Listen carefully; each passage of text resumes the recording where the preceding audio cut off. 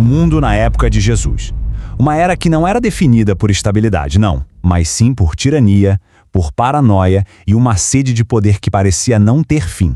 Basicamente, uma era de loucos no poder. Então, qual que é o nosso roteiro de hoje? A gente vai sair da Judéia, dar um pulo em Roma e voltar. Vamos desvendar quem eram esses homens que mandavam em tudo, começando pela confusão que era a província, depois mergulhando no coração do império e, por fim, analisando os governantes locais cujas decisões, ecoam até hoje. Beleza, então a pergunta que não quer calar é essa. No meio de toda essa agitação religiosa e política, quem é que estava realmente no comando? E a resposta, adianto, não é nada simples. O poder estava todo fragmentado entre governantes locais bem cruéis e imperadores que, lá de longe, eram completamente instáveis. Pensa assim, a Judéia era um verdadeiro barril de pólvora. De um lado, você tinha uma inquietação religiosa muito forte, todo mundo esperando por um Messias. E do outro, a opressão de um rei que ninguém queria, mas que era bancado por uma potência estrangeira, Roma.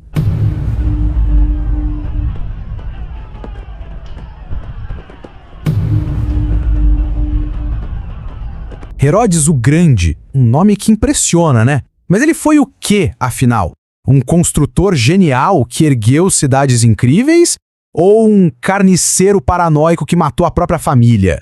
É para tentar entender essas duas faces de um rei tão complexo que a gente vai mergulhar nessa história. Tem uma frase do filósofo Kierkegaard que, olha, se encaixa perfeitamente aqui. Ele diz que o reinado de um tirano acaba com a sua morte, mas o de um mártir só começa. Isso resume bem a confusão que é o legado do Herodes, né? Ele queria ser eterno, mas a história ia cobrar conta de cada ato dele, tanto das construções quanto da destruição. E pode parecer história antiga, coisa de livro, mas não se engane. Ambição sem limites, as alianças políticas, a paranoia. Tudo isso na história de Herodes parece um espelho. E um espelho bem assustador, de coisas que a gente vê no poder até hoje. A trajetória dele é um verdadeiro estudo de caso, que continua super atual. Ok, então para a gente entender o que Herodes fez, primeiro a gente precisa tentar entrar na cabeça dele, sabe? O que movia esse cara? Vamos dar uma olhada na psicologia por trás de tanto poder. Bom, com o apoio de Roma, Herodes mandou na Judéia por mais de 30 anos. E o mais curioso é o apelido dele, o Grande. Sabe de onde veio? Não foi do povo, não. Foram os bajuladores lá em Roma que deram. E parece que ele passou cada dia do seu reinado obcecado em provar que merecia esse título. Custe o que custar. Dá para resumir a cabeça do Herodes de um jeito bem direto, sabe? 3 amores e um ódio.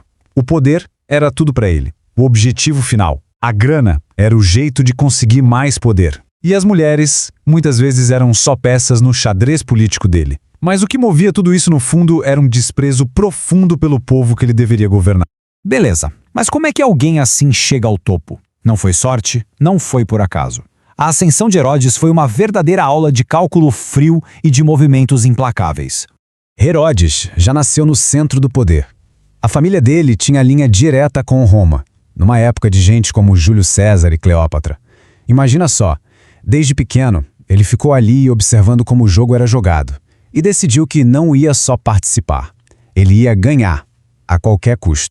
E aqui a gente vê que a crueldade e a ambição política dele andavam juntas. Para ser reconhecido como o rei dos judeus, ele precisava se casar com alguém da linhagem real. E a solução dele foi simples. Baniu a primeira esposa, Doris, junto com o filho deles, e fez isso para poder casar com a princesa Mariane, que era uma adolescente. Pensa bem, foi um sacrifício familiar em nome do trono.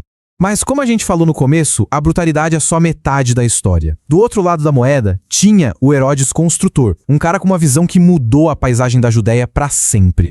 Se tem uma palavra que define a ambição dele é essa aí, megalomania. Não bastava para ele só governar. Não, ele queria ser lembrado para sempre. O objetivo era imortalizar o nome dele em pedra, para competir com os grandes faraós, com os imperadores da história. E essa vontade toda de ser grande virou obra de verdade. Coisa impressionante. O Templo de Jerusalém, por exemplo, ele não só reformou, ele praticamente reconstruiu, numa escala gigantesca, nunca vista antes.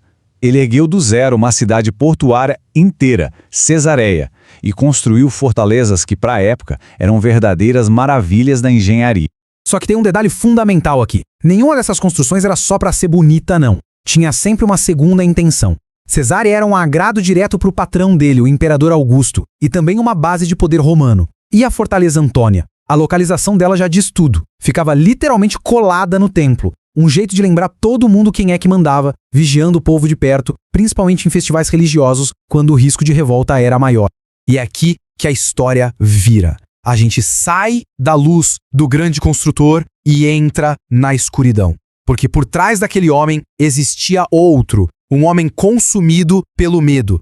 Essa ideia resume perfeitamente a paranoia de Herodes. Para ele, qualquer um podia ser o inimigo. Ele via a ameaça em toda a sombra, ouvia traição em cada sussurro, e essa desconfiança doentia levou ele a cometer crueldades que a gente nem consegue imaginar.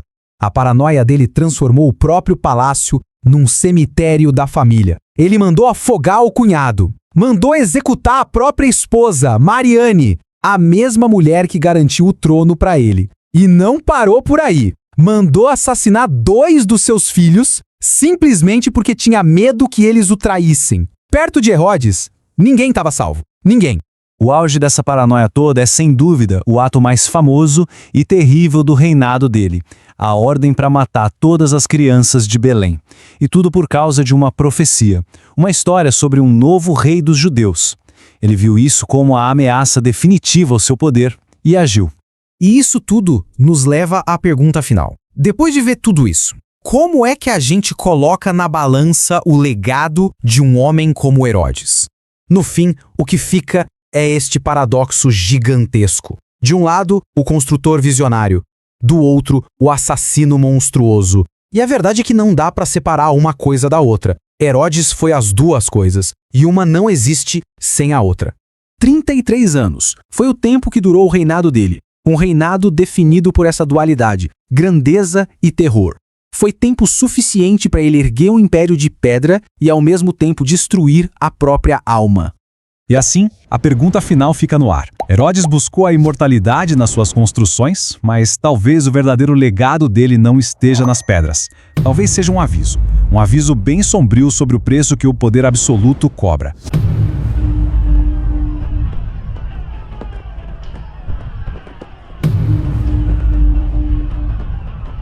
Vamos mergulhar na história de uma das figuras mais enigmáticas e, por que não dizer, assustadoras de Roma, o segundo imperador, Tibério, um homem que é, ao mesmo tempo, um administrador genial e um tirano cruel, uma contradição em pessoa.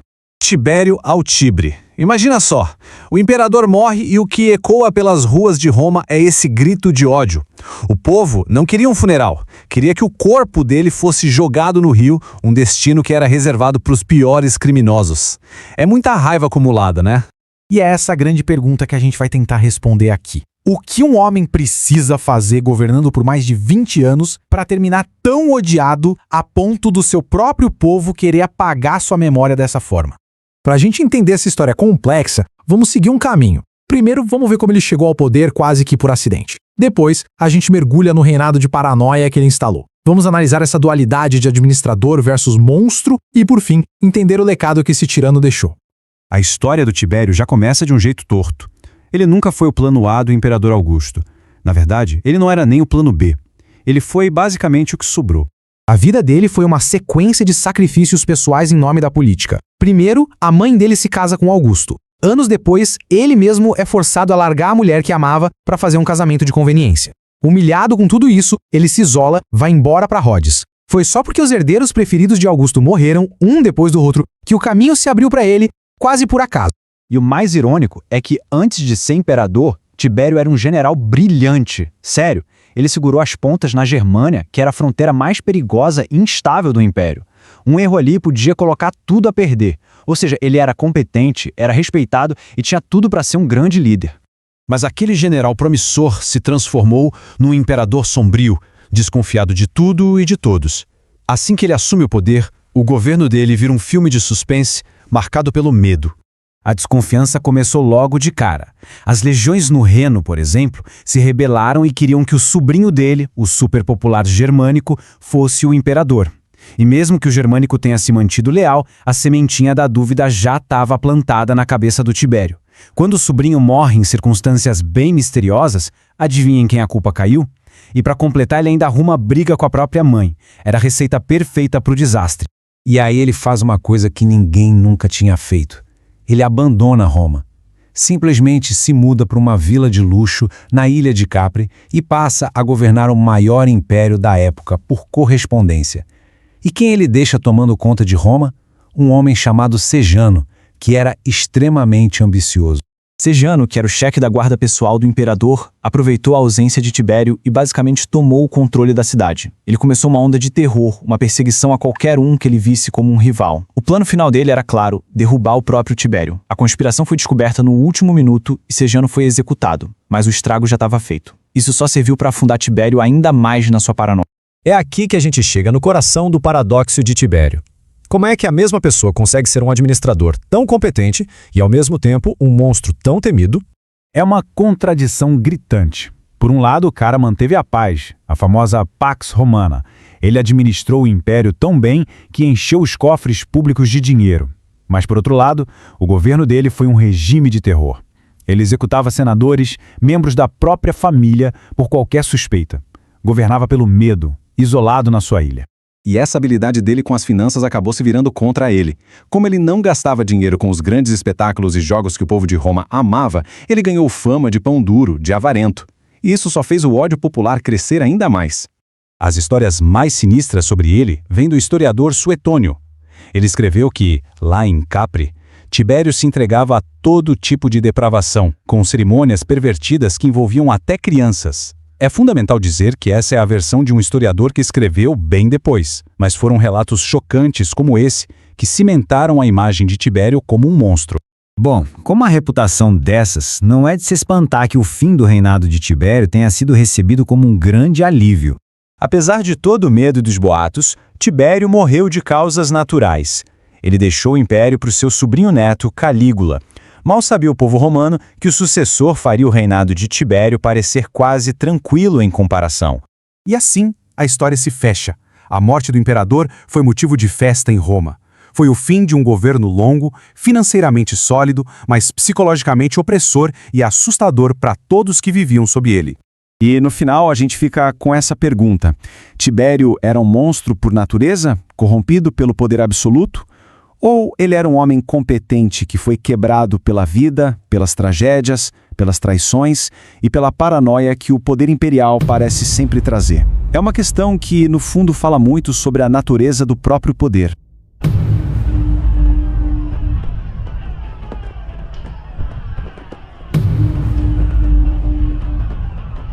Quando a gente pensa em imperadores romanos cruéis, um nome vem logo à mente, né? Calígula. Hoje, vamos mergulhar na história de uma das figuras mais infames e polêmicas de Roma. Olha só essa frase. Oderint dum me tuant. Em bom português, que me odeiem, contanto que me temam. Isso aí era basicamente o lema de vida de Calígula. Já dá para ter uma ideia do que vem pela frente, né? Uma filosofia assustadora que foi a trilha sonora do terror que ele espalhou por Roma. Mas a grande questão é, ele sempre foi esse monstro? A resposta é não. E para a gente entender como essa transformação aconteceu, a gente precisa voltar um pouquinho no tempo, lá para as origens dele, quando ele era só o filho de um dos maiores heróis de Roma. A infância do Calígula foi, bem, diferente. O pai dele era ninguém menos que Germânico, um general romano super famoso. E o garoto, que na verdade se chamava Caio, foi criado praticamente dentro de acampamentos militares, desde os 2 aninhos de idade. Imagina só. Os soldados simplesmente adoravam ele, era tipo o mascote da tropa. Só que aí o pai dele morre de uma forma bem misteriosa e o jovem Caio acaba sendo adotado pelo imperador da época, o Tibério. E foi ali, nesse ambiente, que ele ganhou o apelido que o mundo todo conhece. Os soldados viam aquele menininho correndo pra lá e pra cá, com uma versão em miniatura do uniforme, e começaram a chamar ele de Calígula. Sabe o que significa? Botinha. É isso mesmo, Botinha. Um apelido super carinhoso, que era o diminutivo de Caliga, a bota que os soldados romanos usavam. Então, com essa história toda, filho de um herói, criado no meio dos soldados, não é de se espantar que quando ele finalmente virou imperador, as pessoas não viam como uma ameaça. Muito pelo contrário, ele era a grande esperança, sabe? O cara que ia trazer uma nova era para Roma. E no começo parecia que ia ser isso mesmo. Com só 25 anos, Calígula assume o poder e o governo dele começa de um jeito surpreendentemente bom. Era liberal, promissor. O povo romano respirou aliviado. pensando que finalmente ia começar uma era feliz, bem diferente do governo meio sombrio do Tibério. Pois é, a esperança durou pouco, muito pouco. Aconteceu uma coisa, um evento bem misterioso que mudou completamente o jogo. E foi aí que começou a virada sombria, não só para ele, mas para Roma inteira. Do nada, o imperador fica gravemente doente. Muitos historiadores acham que a doença veio dos excessos dele mesmo, sabe? E aí, quando ele finalmente se recupera, a pessoa que volta não é mais a mesma. É como se a maldade que talvez estivesse ali, escondida, viesse com tudo, com força total. E a transformação foi radical e assustadora. Aquele governo liberal, esquece, virou um festival de gastos absurdos e impostos que sufocavam todo mundo. A esperança de Roma se transformou num pesadelo de crueldade. A tal era feliz virou uma era de depravação. E aquele líder que era amado, bom, ele perdeu completamente os freios. O que veio depois, num reinado que durou só 4 anos, foi uma mistura bizarra e aterrorizante de loucura e terror. Puro e simples.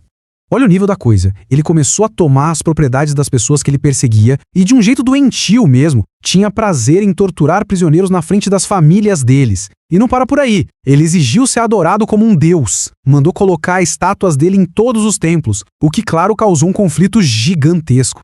Mas acho que o ato que entrou para a história, o mais famoso de todos, foi quando ele nomeou o próprio cavalo, Incitatus, como senador de Roma. Parece loucura, né? E era. Mas não era só isso. Era uma demonstração de poder, uma forma de humilhar o Senado, de dizer, olha só, se eu posso fazer do meu cavalo um senador, imaginem o que eu posso fazer com a vida de vocês. E o mais impressionante é que o Tibério, o pai adotivo dele, meio que já sabia. Ele conhecia o caráter do Calígula e uma vez soltou a frase, estou criando uma víbora para o povo romano.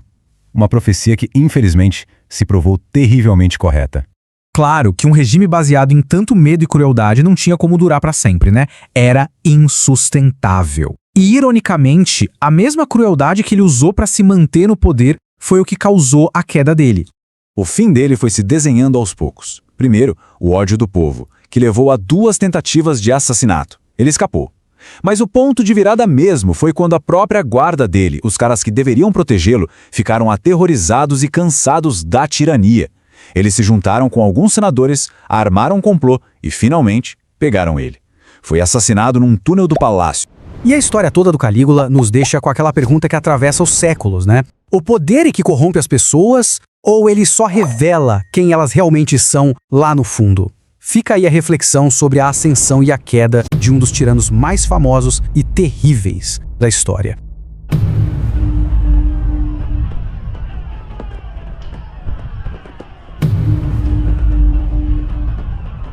Pôncio Pilatos.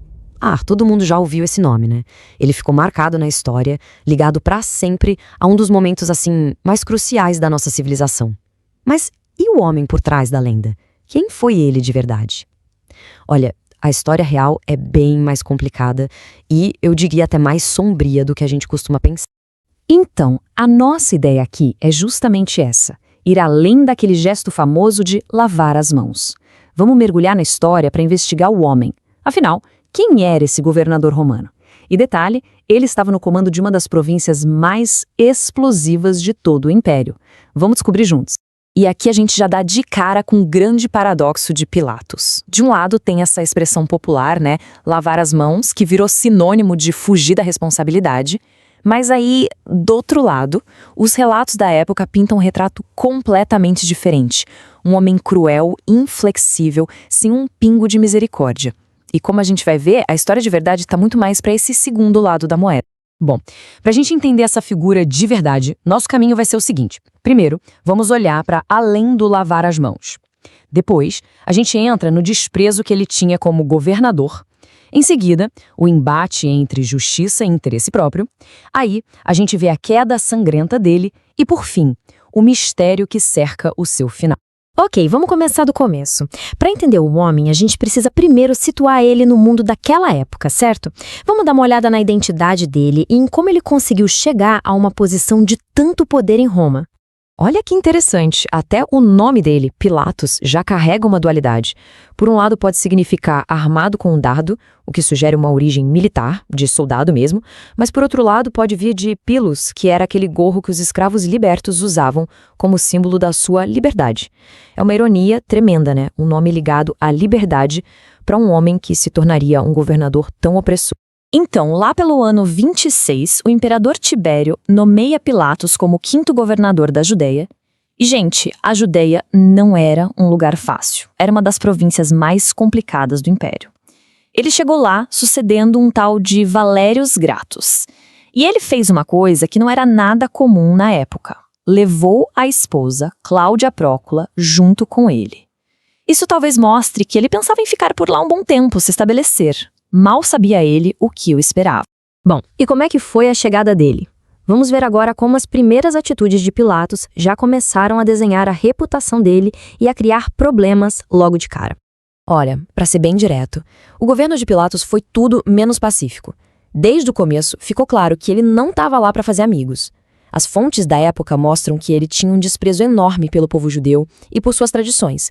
E isso, claro, criou um clima de tensão constante, um ciclo de provocação e violência que marcou todo o seu governo. E olha só, isso não é uma análise que a gente está fazendo séculos depois, não. Um escritor daquela mesma época, Filon de Alexandria, descreveu Pilatos com essas palavras aí. Um homem mau, sem misericórdia, determinado e inflexível. Pensa no peso disso. É um retrato poderoso, feito por alguém que vivia sob o governo dele. Essa linha do tempo aqui resume bem os 10 anos de governo dele. Começa lá no ano 26 com a nomeação, aí por volta do ano 33 acontece o evento que o deixou famoso para sempre, o julgamento de Jesus. Uns 3 anos depois, em 36, vem o incidente do Monte Gerizim, que foi a gota d'água. E finalmente, em 37, ele é chamado de volta a Roma para se explicar, bem na hora que o imperador Tibério morre. E agora a gente chega no momento que definiu Pilatos para a história. O julgamento que se tornou, assim, o maior exemplo de quem ele realmente era.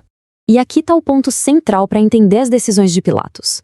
A grande pergunta na cabeça dele não era o que é o certo a se fazer, qual é o meu dever. Não. A pergunta era, o que é melhor para mim, o que vai me beneficiar? Os relatos indicam que ele até tinha um certo senso de justiça. Mas, na hora do aperto, a ambição e o instinto de sobrevivência falavam muito mais alto. O interesse pessoal sempre ganhava do dever. Vamos acompanhar o passo a passo da queda moral dele. Primeiro, ele olha para o caso e percebe: esse homem é inocente. Mas aí, o segundo passo, ele começa a pensar nos interesses políticos, no que essa decisão poderia custar para ele. Terceiro, para tentar agradar a multidão e as autoridades, ele ordena que Jesus seja açoitado, uma punição terrível. Quarto passo, a coisa sai do controle e ele simplesmente permite que os soldados torturem um homem que ele mesmo considerava inocente. E o quinto e último passo, o famoso lavar as mãos, na verdade é só o ponto final de uma sequência de decisões covardes. Não foi um ato isolado, foi uma escala. Pois é, essa mistura de crueldade com cálculo político que a gente viu no julgamento de Jesus acabou sendo a receita do desastre para a carreira dele. A conta uma hora chega. O fim da linha para Pilatos foi um episódio que aconteceu no Monte Gerizim. A história é a seguinte: um líder religioso samaritano juntou uma multidão, prometendo mostrar a eles uns tesouros sagrados. Muitos desses seguidores estavam armados. Pilatos viu aquilo e na cabeça dele era uma rebelião se formando. Ele hesitou? Nem um pouco. Em vez de tentar entender a situação, de negociar, ele partiu para a violência. Cercou todo mundo com suas tropas e promoveu um verdadeiro massacre. E dessa vez, a brutalidade dele teve consequências. O massacre não ficou por isso mesmo. Os samaritanos foram reclamar formalmente para o chefe de Pilatos, o governador da Síria. A resposta foi rápida e direta. Pilatos foi demitido do cargo e convocado para Roma para se explicar pessoalmente ao imperador. O governo dele acabou ali, de forma humilhante. E agora? O que aconteceu com Pilatos depois de tudo isso? A gente chega na parte final da vida dele, que é também a parte mais misteriosa. Aí acontece uma daquelas reviravoltas que só a história proporciona. Enquanto Pilatos está naquela longa viagem de volta para Roma para ser julgado, o juiz dele, o imperador Tibério, morre. Isso foi em 17 de março do ano 37. De repente, o homem a quem ele devia satisfações não existia mais. E é exatamente nesse ponto que a história oficial sobre Pôncio Pilatos simplesmente acaba. Ele some dos registros. O que vem depois é mais lenda do que fato. A teoria mais forte é que ele foi exilado para um lugar bem longe, na atual Áustria, e que lá, em desgraça, ele teria cometido suicídio. Mas, certeza mesmo, ninguém tem. O seu fim é um grande ponto de interrogação. Então, no fim das contas, quem foi Pôncio Pilatos?